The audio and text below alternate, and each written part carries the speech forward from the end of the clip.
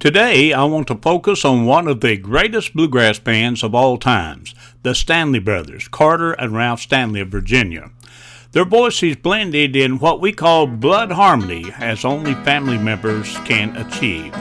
I've often wondered why the Stanley Brothers were never inducted into the Country Music Hall of Fame. Bluegrass was once considered country music, and the Stanley Brothers were some of the pioneers of that music. There were two other bands that made up the trinity of that sound at the time, Bill Monroe and Flatt Scruggs. Both bands are members of the Country Music Hall of Fame. Why have the Stanley Brothers never been inducted? I recently got an opportunity to speak with Jeannie Stanley, daughter of Carter Stanley, who is working hard to get the Country Music Hall of Fame to add the Stanley Brothers, who are very deserving of the honor. It's time. Carter Stanley is attributed as writing over 100 songs and instrumentals.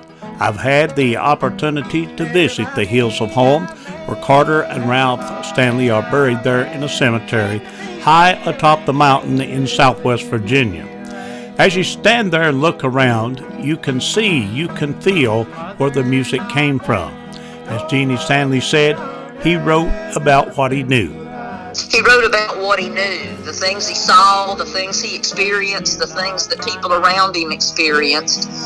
And Larry Sparks has often said, that my dad was like Picasso. He was one of the best painters of pictures that will ever walk on a stage. That the songs that he wrote, simple lyrics that just he could say so much with a few little words, that he just painted a beautiful picture. And I think that's a good way to put it. But Daddy did, he wrote about what he knew and what the people around him experienced. And I've had people tell me that the Stanley Brothers and their music gave the people back in Kentucky and Virginia and, just in Appalachia, that they were the hope in hard, lean times. That the music of the Stanley Brothers is, especially a lot of the old hymns, that kept them going. Some of the songs that your dad wrote, White Dove, The Fields Turn Brown, Say Won't You Be Mine, I Long to See the Old Folks, and many, many more. He was a wonderful singer, a gifted writer, and a very engaging performer, and his contributions to bluegrass is just monumental. Well, it wasn't just bluegrass. If it was just bluegrass, I would have let it stop there a long time ago, but the people that we hear now in country music are standing on the shoulders of Carter and Ralph Stanley. They were pioneers in old-time country music, old-time what they call mountain music. If you'll recall, people like Roy Acuff, he was a mountain singer. He was also on the Grand Ole Opry. He was also a country singer, a mountain singer.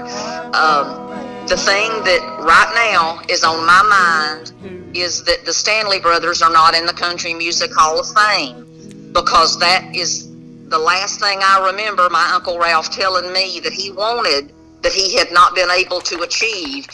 He told me in his kitchen years ago that he wanted him and Brother Carter to be inducted into the Country Music Hall of Fame together, side by side, just like they started out. Those were his exact words.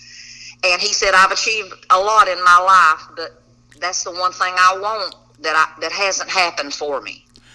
And I know he told me that for a reason, and I'm not sure if he told me because he knows how stubborn and persistent I am, or if he thinks I'm a little bit like my daddy and that I wasn't going to let this go till it happened after he was gone. But he told me, and I can't forget it. And the thing that bothers me is that the Stanley Brothers keep being passed over and over and over for all these musicians and entertainers, because they fall into the Veterans Era category to be inducted into the Country Music Hall of Fame, which means anybody before 1980 falls into the Veterans Era category. Well, that puts them in there with a whole lot of people, so they're having to compete against anybody and everybody that came down the pike before 1980, and that's a whole lot of competition. And On my mind is the fact that Bill Monroe is in the Bluegrass Hall of Fame and the Country Music Hall of Fame. Flatt and Scruggs are in the Bluegrass Hall of Fame and the Country Music Hall of Fame. The Stanley Brothers are in the Bluegrass Hall of Fame, but they have yet to be inducted into the Country Music Hall of Fame. And Bill Monroe, Flatt and Scruggs, and the Stanley Brothers are known as the Holy Trinity in bluegrass music. So if Monroe is in both and Flatt and Scruggs are in both, why are the Stanley Brothers not in both? And if they wait much longer, they might as well just never do it. And that would truly be a slap in the face to Dr. Ralph Stanley's last request. This is what he wanted. And had it not been for Carter, there would have never been a Ralph. So the Stanley Brothers, they're just left hanging. Their legacy, all of the great bluegrass musicians, Keith Whitley, Ricky Skaggs, look at Larry Sparks. I mean, all of these great musicians and entertainers that they've helped get started, that they would have never been. You would have never heard of them if it hadn't been for the Stanley Brothers. Patty Loveless, she told me she grew up listening to the Stanley Brothers. She told me one time that her daddy told her, Elvis can't touch them Stanley boys. And her husband, Emory Gordy Jr., he actually played bass for Elvis. And Patty said I remember my daddy telling me that, and that blew me away when she told me that. I need all these big name country singers and entertainers that are members of the Country Music Association. I need them to push to get the Stanley Brothers in the Country Music Hall of Fame. I'm down here in Florida. I have no voice in Nashville. I'm helpless. I can't do a doggone thing. It's the members of the Country Music Association who get to vote. I'm not up there. I don't know all these great big names. I don't know the Reba McEntires and the Garth Brooks. Keith Whitley, I was glad to see him get inducted into the Country Music Hall of Fame.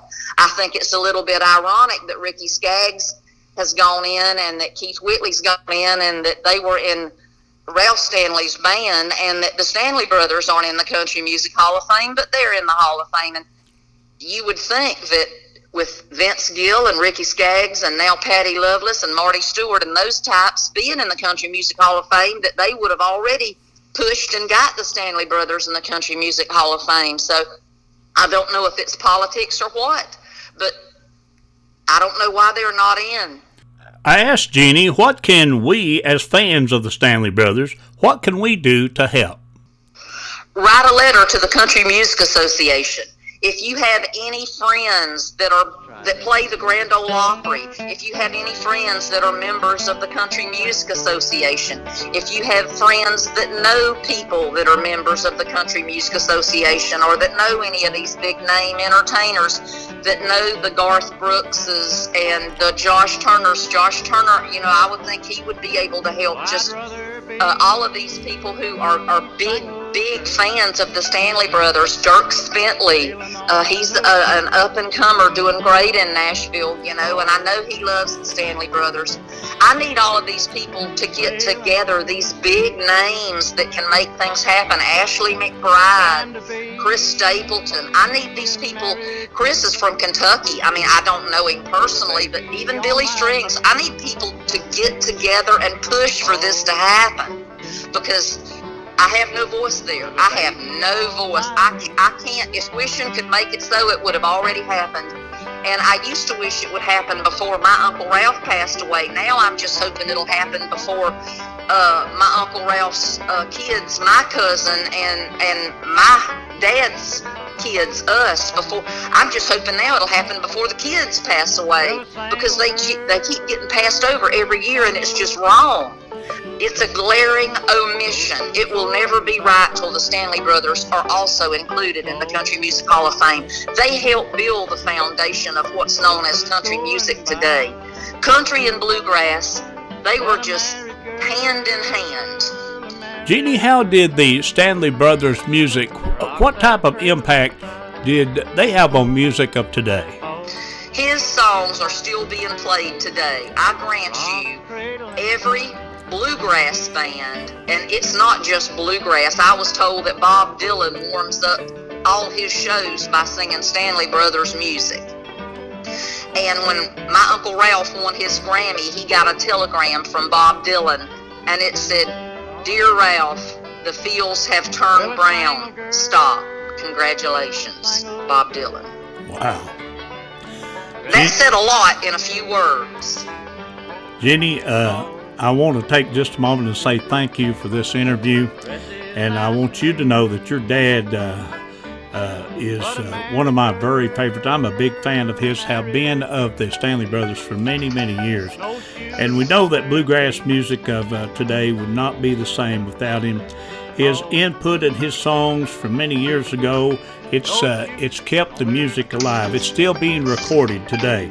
I have a Saturday night bluegrass show and a Sunday night bluegrass gospel program. Hardly ever do I go without playing some Stanley Brothers music. He's a bluegrass legend, and I'll ask if you have any closing comments.